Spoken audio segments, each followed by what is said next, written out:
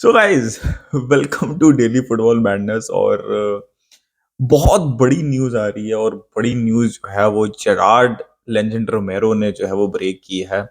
और उन्होंने कहा है, पहले उन्होंने कहा, थोड़ा सा गरमाया, जज्बात को जो है वो उजागर किया उन्होंने।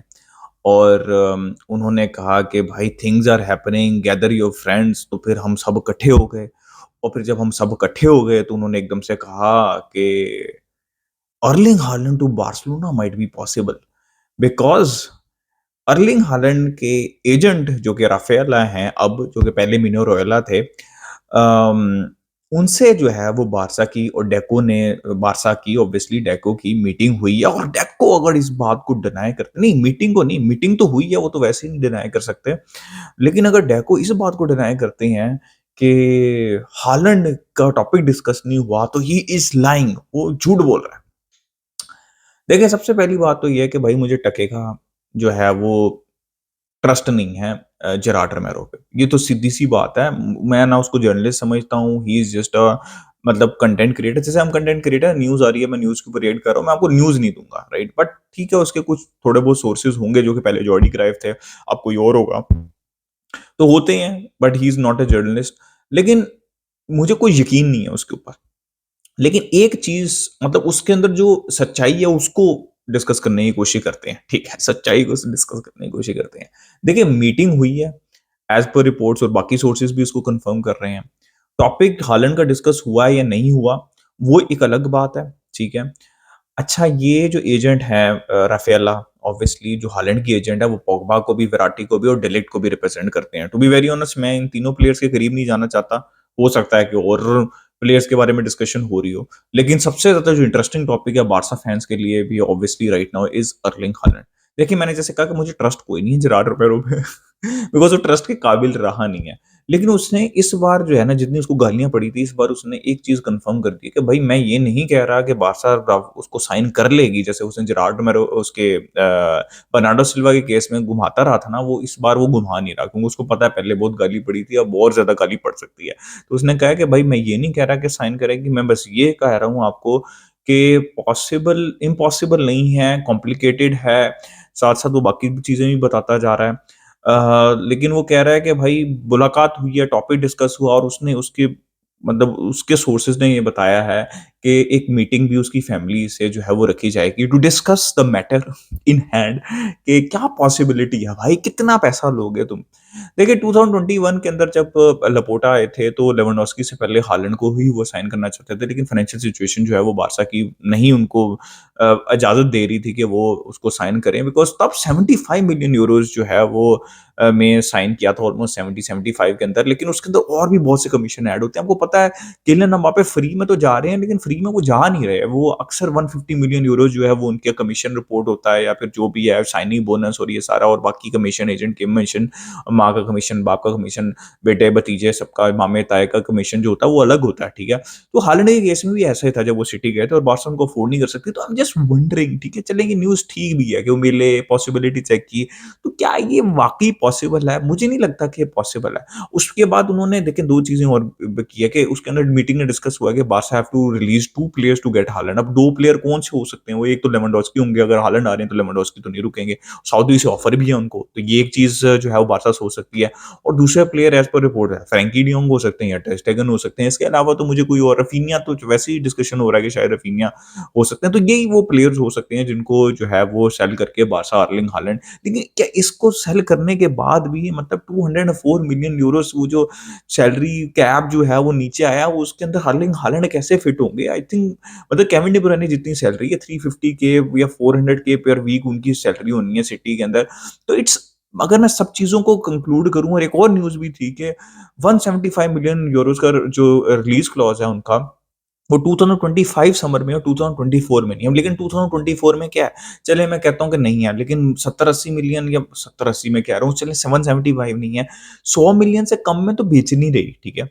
एक सबसे बड़ा इश्यू है कि 100 मिलियन प्लस, माइनस नहीं कर रहा मैं, 100 मिलियन प्लस आप कहाँ से लेके आएँगे? और दूसरा, आप उसकी वेजेस को कैसे हैंडल करेंगे?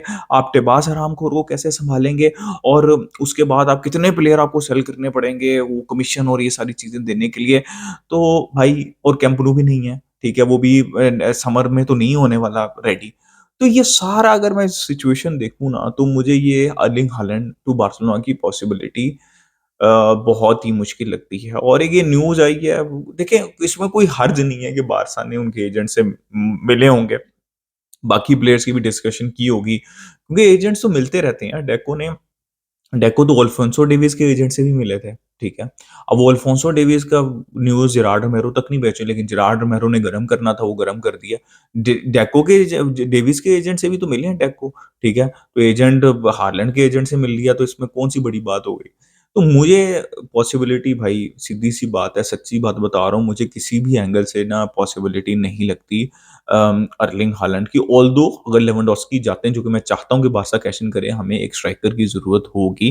बट मुझे बहुत, बहुत कॉम्प्लिकेटेड लगता है भाई, बहुत मुश्किल है। Obviously it would be good for Barcelona, Erling Haaland versus Mbappe देखने को मिलेगा हमें, वो मेसी और रोनाल्डो के बाद। Erling Haaland is a brilliant goal scorer, मतलब उसका रिकॉर्ड देखो यार, he is absolutely flying high. लेकिन इफ यू रियली मतलब he is absolutely balling in Premier League and Champions League and everything at Manchester City. It is a very complicated decision to come to Barcelona right now.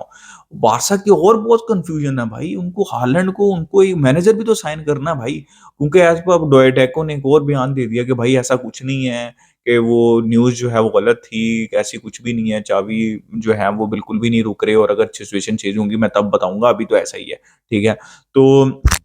तो ये सारी जो है वो आप लोगों के सामने है, तो मैनेजर हमें मिल नहीं रहा, हम प्लेयर कोई साइन कर नहीं सकते सेल किए बगैर, और मतलब आम प्लेयर, अभी हम यहाँ पे किमिक की बात करते हैं, कभी साने की बात करते हैं, कभी और प्लेयर्स, अभी तो भाई उसकी न्यूज़ आ रही है, जोआ फिलिक्स की न्यूज़ आ रही है बीच में, कि भाई जोआ फिलिक्स टू बार्सिलोना 70-80 मिलियन मारी। मैंने आपको पहले ही कहा था, एटलेटिको मैड्रिड ने 70-80 मिलियन से कम में कहाँ देना, अगर थोड़ा-सा भी परफॉर्म कर दिया जोआ फिलिक्स ने। तो वो 70-80 मिलियन से कम में वो मान नहीं रहे, और एज़ पर रिपोर्ट्स बार्सा में ना पे करना चाहिए, ना बार्सा पे कर सकती है, और ना मुझे लगता है कि बार्सा पे करेगी। तो एक और लोन मूव वाला चक्कर जो है वो जोआ फिलिक्स का हो जाए।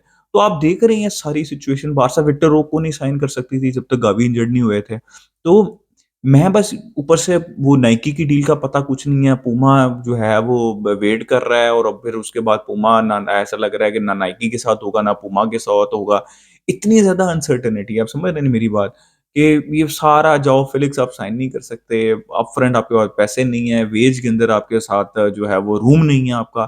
तो मतलब मैं जिस भी एंगल से देखूँ ना, तो मुझे ये बस यही कहानी लगती है कि डेको ने अल्फोंसो डेविस के एजेंट से मिले, 12 मिलियन नेट सैलरी, ना भाई हम नहीं कर सकते कुछ। 40-50 मिलियन यूरोज़ नहीं, हम कुछ नहीं कर सकते। इसी तरह वो अर्लिंग हालैंड से भी बुरे होंगे, पॉसिबिलिटी पूछी होगी, शायद उसकी फैमिली से भी बात हो जाए। वरना तो भाई मुझे तो ये इम्पॉसिबल है। बर्नार्डो सिल्वा को भाई साहब उन्होंने आने नहीं दिया था, ठीक है? हालाँकि वो 30 के करीब हो चुके हुए हैं। बर्नार्डो सिल्वा को इतना मुश्किल उन्होंने बनाया हुआ था सिटी ने। तो आपको लगता है कि वो अर्लिंग हालैंड को ऐसे ही आपकी प्लेट में रख के दे देंगे? उनकी जो एजेंट है उसने 2021 में या 22 में एक दिया था कि जो मिनो रॉयला है वो ये नो नहीं कह सकते थे, ठीक है? क्या नाम है, लपोर्टा को। उन्होंने कहा मैं भी नहीं कह सकती, मतलब उसको मुझसे कुछ माँगना नहीं चाहिए, ठीक है? तो मैं तो कहता हूँ कि भई पैसे नहीं है तो ना ही माँगो तो बेहतर है। तो guys obviously I would love Erling Haaland to come to Barcelona, और जब एम्बाप्पे ऑब्वियसली जा रहे हैं रियल मैड्रिड, बट बहुत ज़्यादा अनलाइकली लगता है। लेकिन जैसे-जैसे ये न्यूज़ डेवलप होगी, ऑब्वियसली हम आपसे डिस्कशन करेंगे। लेकिन अपना ओपिनियन दे in the comment section regarding Erling Haaland to Barcelona. Like कर दीजिएगा, सब्सक्राइब कर दीजिएगा। मिलते हैं नेक्स्ट वीडियो के अंदर। इस कल बार्सा।